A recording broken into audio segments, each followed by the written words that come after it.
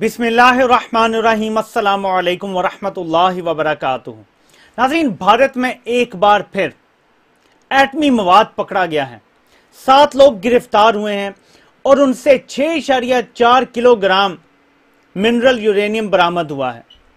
पाकिस्तान ने इस पे सख्त रद्द-ए-अमल दिया है और मैं आपके सामने तमाम तफसील रखता हूं कि अगर ये सब कुछ भारत के अलावा पाकिस्तान या किसी और मुल्क में होता जो वेस्ट की गुड बुक्स में नहीं है तो उसके साथ क्या होता और पाकिस्तान क्या मुतालबा कर रहा है, हमारी वजारत खारजा ने क्या मुतालबा किया है, मैं आपके सामने रखता हूं। लेकिन उससे पहले जिस तरह खबर आ रही है वो आपके सामने रखता हूं। ये आपके सामने पहले रखता हूं टाइम्स ऑफ इंडिया की। वो कहते हैं 7 held with 6 kg of uranium in Jharkhand. आपको पता है कि इससे पहले भी इसी तरह का एक वाकया हो चुका है। इसके बाद मैं आपको नेक्स्ट दिखाता हूं। 6 kg of uranium seized from 7 arrested. ये आप नीचे खबर को देखें। 6 kg of uranium was recovered from the possession of 7 miscreants arrested during raids conducted in India's Bokaro district in Jharkhand. Police official said on Thursday the searches were conducted at different locations of the district on a tip off in this regard. अब ये कोई मामूली बात नहीं है, एक के बाद एक जगह से भारत में यूरेनियम की बरामदगी हो रही है। ये देखें, ये एक और जरीदा ये खबर लगाता है। ये आपको देख लें, इंडियन एक्सप्रेस ये खबर लगा रहा है। अब ये खबर तो आपने देख ली कि 6 kg मिनरल यूरेनियम जो है वो सीज हुआ है 7 लोगों से। इसकी तफसील क्या है और पाकिस्तान क्या मुतालबा कर रहा है, ये बड़ा इंपॉर्टेंट है। आपके सामने ये रखता हूं मैं। नाज़रीन, पाकिस्तान ने मुतालबा किया है कि भारत में ये जो 6 kg यूरेनियम ये पकड़ा गया है, ये पहला वाकया नहीं है।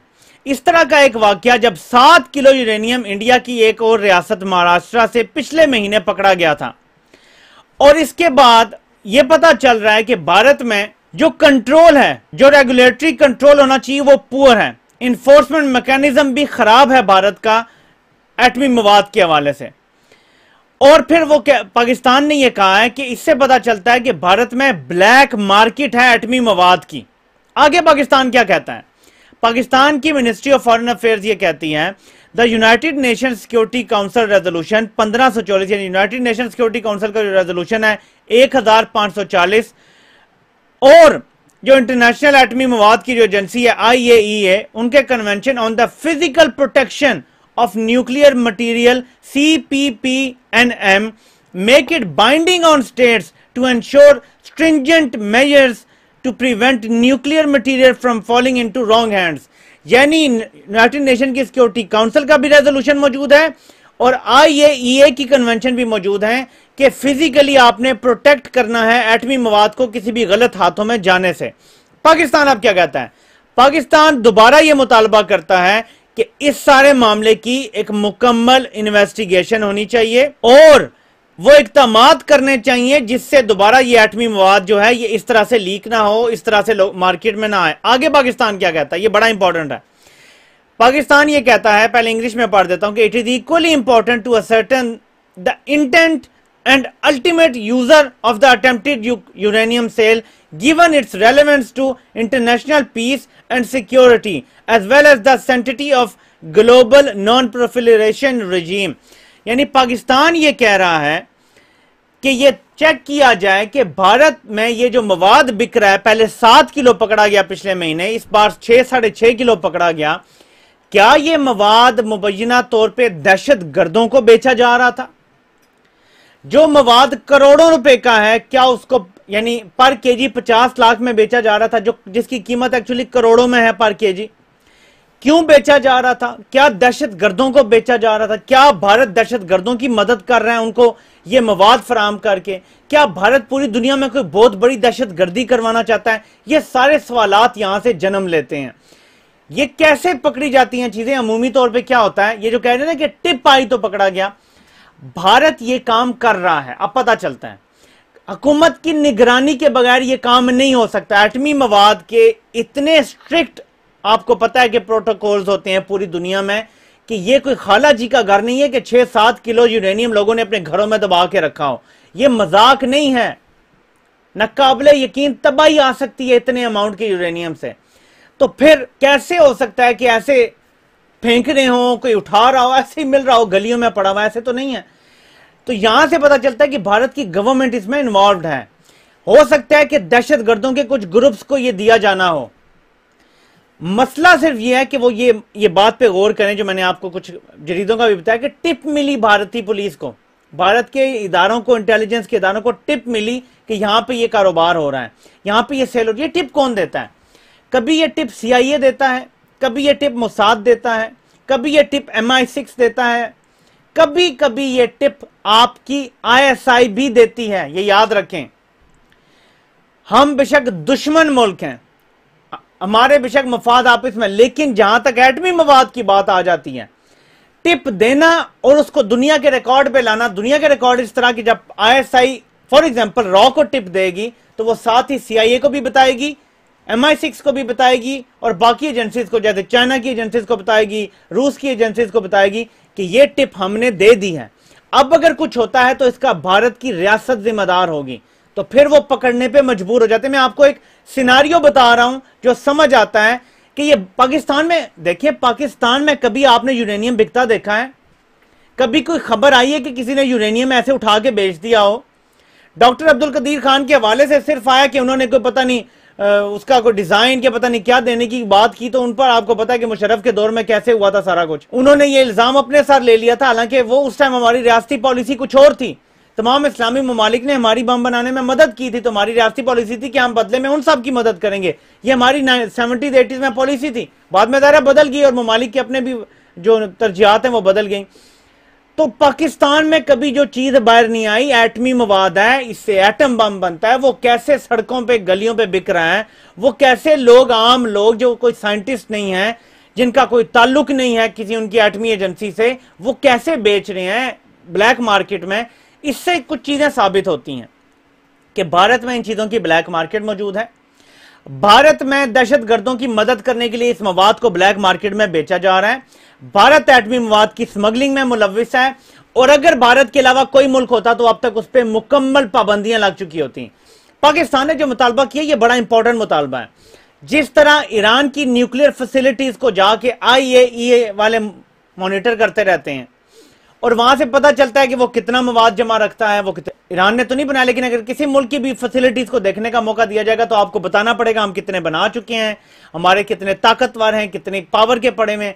पाकिस्तान का ये मुतालबा बुनियादी यही है कि IAEA के ऑब्जर्वर्स आए, यूनाइटेड नेशंस के ऑब्जर्वर्स आए और देखें भारत में कि भारत कैसे कर रहा है। ये बड़ा इंपॉर्टेंट है किसी भी मुल्क के लिए जो एटमी ताकत रखता हो। ये बड़ी सुबकी का मकाम है कि आपकी एटमी तनसीबात या आपके न्यूक्लियर जो मवाद है उसकी IAEA आके जो है वो तहकीकात शुरू कर दे, मॉनिटरिंग शुरू कर दे। ये बड़ा सुबकी का एक मामला होता है एटमी कुव्वत मुल्क के लिए। तो पाकिस्तान का ये मुतालबा भी ठीक है, और पाकिस्तान जहां ये मुतालबा रख रहा है आलमी दुनिया के सामने कि ये लाजमी देखा जाए कि ये मवाद दहशत गर्दी के लिए तो नहीं इस्तेमाल हो रहा।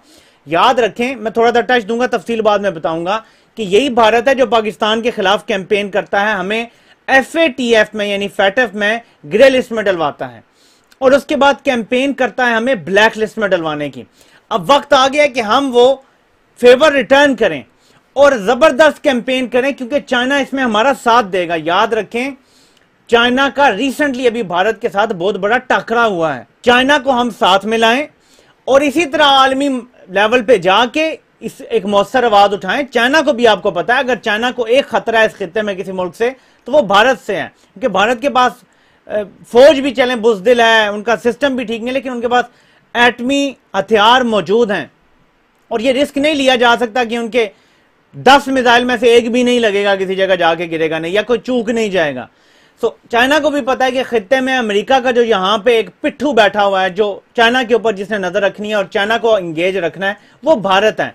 हमें अब ये मौसर सफारतकारी करके देखें, हमने बड़ा अरसा चूड़ियां पहने रखी हैं। नवाज शरीफ कलभूषण का नाम तक नहीं लेता था और मना करता था सफारतकारों को कि भारत के खिलाफ बात नहीं करनी, लेकिन अब ऐसा नहीं होना चाहिए। ये इतना बड़ा वाकया है कि अगर पाकिस्तान में होता तो अब तक भारत ने पाकिस्तान को दहशतगर्द मुल्क डिक्लेयर करवा देना था। अब तक यूनाइटेड नेशन की सिक्योरिटी काउंसिल का इजलास बुलाया जा चुका होता। मैं आपको बता रहा हूं, ये पिछले महीने के अंदर अंदर 13 से 14 किलोग्राम यूरेनियम जो है वो पकड़ा गया है। और इसी तरह वो कहते हैं जी टिप आई थी, पुलिस को कहां से टिप आ गई थी कि यूरेनियम लोगों ने रखा हुआ है। ये टिप आती है इंटेलिजेंस के इदारों से मुख्तलिफ मुल्कों के। मैं ये नहीं कह रहा कि ये किसने दिया, मैं आपको मुख्तलिफ सिनारियो मैंने आपको बताए कि मुमकिन तौर पर ये कहां से आ सकता है। नाज़रीन याद रखें, एक मामूली चीज़ नहीं है। मैं आपके एटम बम में जो इस्तेमाल हुआ था जापान में, अमेरिका ने इस्तेमाल किया था, ये उसकी एक तस्वीर है, आप ज़रा मुलाजा करें। और उसके बाद दुनिया ने कभी इस चीज़ का इस्तेमाल नहीं देखा जापान में 2 बार होने के बाद। क्यों नहीं देखा? ये वो तबाही लेकर आता है कि बनीनो इंसान इसकी मुतम्मल नहीं हो सकती, इसलिए ये इतना खतरनाक है। और इसलिए पाकिस्तान को इस पे भरपूर आवाज उठानी चाहिए। पाकिस्तान ने शुरुआत की है, हमारे फॉरेन ऑफिस ने इस पे आवाज उठाई है, लेकिन इसको इससे भी हायर लेवल पे लेकर जाना पड़ेगा। बाकायदा चाइना को इन्वॉल्व करना पड़ेगा बीच में, तब जाके देखें। अभी मौसर सफारतकारी का वक्त है। पाकिस्तान तब मौसर सफारतकारी कर सकता है जब पाकिस्तान भारत को दबाव में लाएगा। और भारत को दबाव में लाने का इससे बेहतरीन तरीका नहीं है कि भारत की जहां ये चीजें सामने आ रही हैं, भारत की कमजोरियां सामने आ रही हैं। ये कमजोरी है भारत की कि भारत के अंदर एटमी मवाद आम बंदों के हाथों लगा हुआ है और ब्लैक मार्केट में बिक रहा है। इसको पाकिस्तान को फुली जो है वो यूटिलाइज करना चाहिए अपॉर्चुनिटी को, और पाकिस्तान के मफाद के कुछ फैसले करवाने चाहिए आलमी इदारों से। आपसे अगली नशिस्त में इंशाल्लाह मुलाकात होती है। बात करेंगे कि FATF का जो इजलास आ रहा है उसके हवाले से पाकिस्तान की क्या तैयारी है और क्या मुमकिन सूरत हाल होने वाली है। बिलावल ने शहबाज शरीफ की जो डील हुई है उसके हवाले से सब कुछ बता दिया है। मैं आपको बताऊंगा कि शहबाज शरीफ कैसे बाहर आया है, किस डील के तहत बाहर आया है, और एक बड़ा चैलेंज भी कर दिया है। तो ये एक दूसरे को आप बेनकाब करें, वो आपसे इंशाल्लाह अगली नशिस्त में ये सारी बातें होंगी। अल्लाह पाक आप सब